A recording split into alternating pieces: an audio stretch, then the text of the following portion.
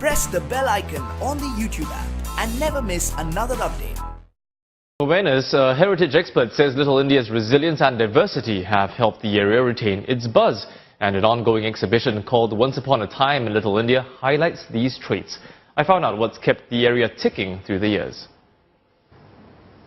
These saga seeds are the first things to greet visitors to the Indian Heritage Centre. They're actually part of an art installation, one of 3 specially commissioned works. Now they come from 5 countries and took over 18 years to collect. The piece is a metaphor for the global scattering of the Indian diaspora and was inspired by Indian goldsmiths from the region who used saga seeds as a weighing measure. The installation joins 100 new artifacts that were contributed by the community and national collection. The artist Kumari Nahapan first arrived here from Malaysia 26 years ago. What probably first attracted us was probably to come and have a meal, then we visit the temples and buying of the clothes, and till today the same thing kind of happens. It's something that the children take on as well because they have grown up coming to this part of the town. It is a place that you visit as soon as you come back from wherever you are. Hers is a familiar story for the Indian community.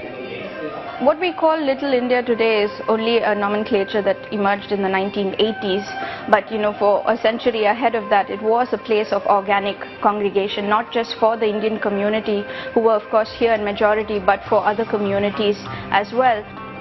The exhibition provides proof of this diversity. These string puppets, for instance, were used by a traditional Chinese puppet theatre then located on Dunlop Street.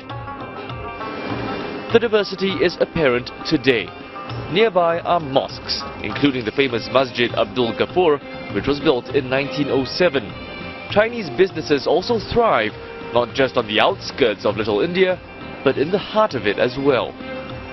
What is very interesting about it is that the Chinese goldsmith shops in Little India, you'll find that the people across the counter may be Chinese, but can speak Tamil certainly better than I can, because my Tamil is not very good, but I can speak various South Asian languages in fact. I wouldn't be surprised if they could speak Hindi as well.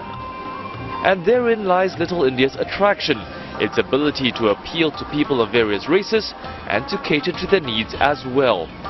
Little India has been remarkably resilient. Of course, Little India was different 30 years ago than now. Okay, so I'm not discounting the fact that there is change. There is change. But in spite of that change, it has transformed itself to meet the needs of the contemporary as well, in spite of being a heritage site.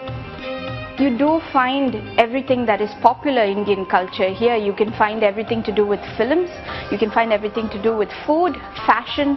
It is something that caters to the contemporary need of, what popular Indian culture is. The story of Little India may have begun once upon a time, but it looks like the tale won't be ending anytime soon.